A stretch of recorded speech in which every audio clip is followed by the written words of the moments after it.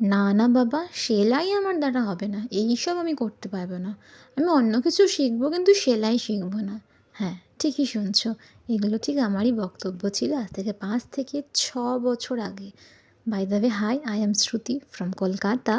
তো আমি সেলাই শেখার আগে অবধি এইসব বক্তব্যগুলো রাখতাম নিজের।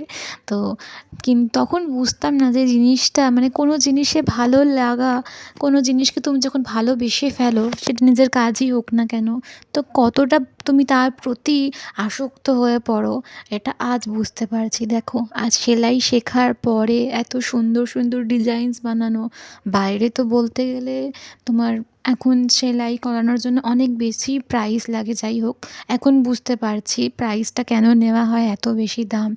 তার পেছনে খাটনিও আছে, আগে বুঝতাম না।